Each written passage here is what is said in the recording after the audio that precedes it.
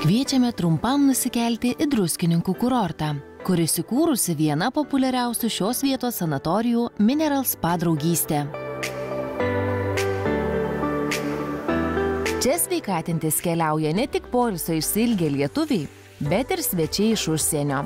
Kaip sako šios sanatorijos direktorius medicinai gydytojas Arvydas Balčius, sveikatinimasis čia priklauso nuo kiekvieno poreikių. Turėtumėm, kalbant apie tai, išskirti tokius 3 pagrindinius momentus.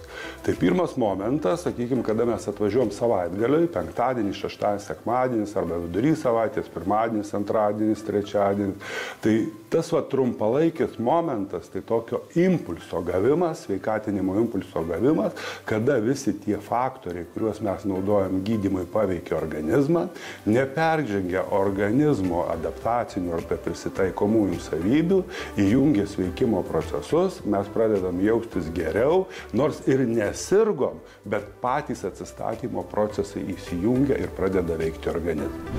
Tie, kurie jaučia ne tik nuovargį, bet ir susiduria su rimtesniais iššūkiais, turėtų draugystės sanatorijoje praleisti šiek tiek daugiau laiko. Antras, sakykime, kada mes daugiau tokios sveikatinimo tikslais važiuojam, tai būtų 6, 7, 8 dienos, kada jau truputį kitaip sudėliojami yra procedūros, procedūrų grafikai ir tiesiog irgi tikslas yra, kad organizmas gautų labai daug informacijos, gautų iš išorės energijos, vis tiek suvokiama, kad šiluma yra energija, vanduo neša energiją, kažkokios procedūros, kurias taikom fizioterapijos, jos irgi tai yra tiesiog energijos perteikimas mūsų organizmai ir tos energijos perteikimas toks, kuris neišbalansuotų mūsų, o irgi grinai įjungtų tuos vadinamuosius atstatomuosius visus mechanizmus, kurie, sakykime, yra per kažkokį tai laiko susikaupę mūsų organizme.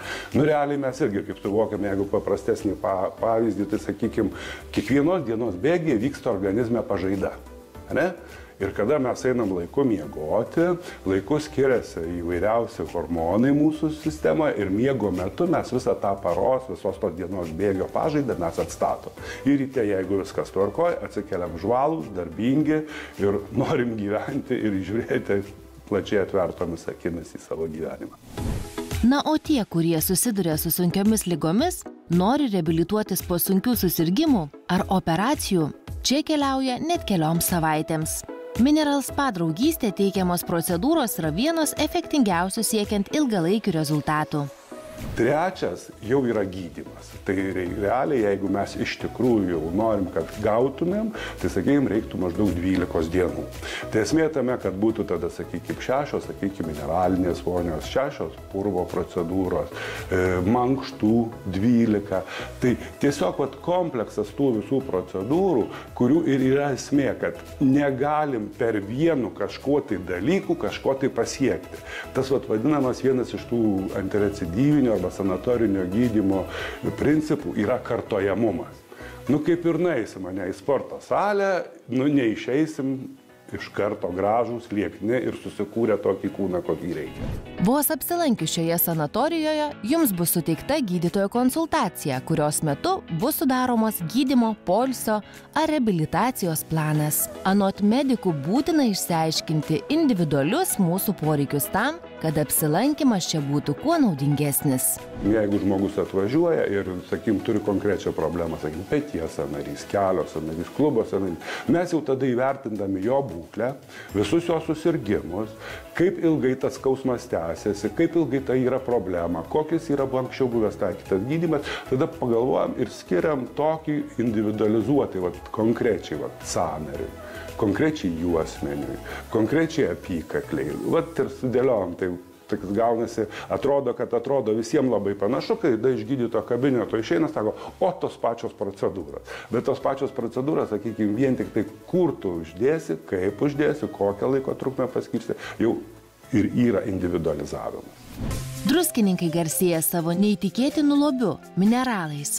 Mineral Spa Draugystė turi vieną giliausių gręžinių kurorte, o tai užtikrina efektyvų sveikatinimąsi, nes mineralai mūsų organizmui turi didžiulę reikšmę. Mineralinis vanduo turi kitokį tankį negu gėlas vanduo. Į žmogaus organizmą po gydomosios vonios metu patenka 1,5 karto daugiau šilumos negu gėlo vandens vonėje. Tad, sakykime, jeigu mes baseine galim ten ir valandą laiko pabūti, tai kažkaip tai vonė vis tiek jūs skaitosi neilgiau 20 minučių. Ir plus tos cheminės medžiagos, kurios yra, jos vis tiek patenka nusėdant mūsų odos. Suvokiam, kad mūsų oda tai vienas iš didžiausių mūsų imuninių organų. Ir tie mineralai, jie vis tiek nusėdę ant odos patenka į poras. Jie įjungia imuninę sistemą. Ir lygiai taip pat, ką jie dar daro, ne tik per imuninę sistemą, bet kada mes pagulim vonioj, išlipam iš vonios, net nes yra parašyta. Nusausinkite odą rankšluosčiu, negalima trintis. Mes stengiamės, kad kuo daugiau mineralų liktų ant odos. Ir tada tie mineralai, būdami ant odos, savotiškai ją sausina. Ir kada ją sausina, tai tiesiog, kada mūsų, pavyzdžiui, yra, sakykim, skausmas, juosmens skausmas, mes jaučiam juosmens skausmą. Ką reiškia? Skausmas visada eina su audinių pabrinkimu, paburkimu. O mineralai tada jie gražiai sausina tą odą ir nustoja spausti nervinės galūnėlę. Kai nuolat skubame, gyvename įtemptų gyvenimo ritmu, poilsis vienas svarbiausių dalykų, kuris mūsų sveikatai turi labai svarbią reikšmę. Tik tinkamai ilsėdamiesi galime gyventi kokybišką gyvenimą. Kada mes važiuojam su ta intencija, su tuo tikslu, kad mes važiuojam pailsėti, atsigauti, pabūti, kažką tai išbandyti, pajausti naujus pojūčius, tai jau turėdami tą tikslą važiuodami, ir aišku, tas tikslas, kada jisai atsiranda tada, kada mes pradedam rūpinti savimi. Tai kada mes suvokiam, kad mes turim savimi pasirūpinti, tam, kad būtume geresni, efektyvesni, vykstam gydyti. Ir čia jau atvykus visa jau sudėta visa, sakykime, visos procedūros, sakykime, kada kompleksai. Tai yra žmogų mintys, jausmai, veiksmai, kūno pojūčiai ir aplinka. Tai ir čia visos procedūros, mes visom procedūrom stengiamės veikti per visus žmogaus jausmus, per visus pojūčius, rega, klausa, uoslė, skonis, kūno pojūčiai. Draugystės sanatorijoje rasite ir daugybę aparatinių procedūrų, kurios šiandien vienos inovatyviausių ir gali žymiai pagerinti savijautą. Fizioterapija arba aparatinė fizioterapija, tai irgi lygiai tie patys gamtiniai veiksniai, tik jie yra pritaikyti. Kaip pavyzdys, ne? Jeigu aš prijungsiu prie žmogaus žaibą, turbūt geruoju nesibaigs. Bet tai yra ta pati elektros srovė.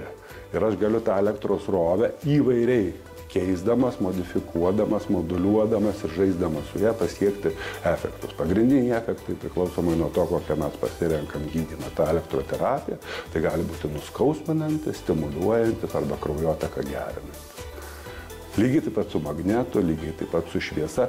Visi šitą, kas yra, tai yra energija, kurią mes stengiamės pernešti į kūną su tikslu sveikti, įjungti sveikimo procesus ir kad organizmas kaip galima greičiau atsistatyti.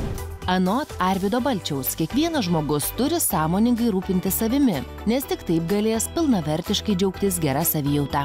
Mes turėtumėm pradėti jau savo vaikus nuo mažumės rūpintis, išmokti rūpinti savimi, su tikslu tuo, kad ateityje netaptumėm visų pirma našta savo, našta patiem artimiausiem žmonėm ir našta visuomenei. Tai rūpinkime savimi, pradėkim rūpintis nuo vaikystės. Ir aišku, labai malonu, kada tikrai ir jaunos šeimos atvažiuoja, tai yra labai svarbu. Jeigu siekite kokybiškai pailsėti, atsigauti po sudėtingų gyvenimo situacijų, atstatyti savo sveikatą ar atgauti jėgas po rimtų susirgimų, pagalvokite apie poilsį Druskininkuose. Čia jūsų laukia tikra poilsio oazė.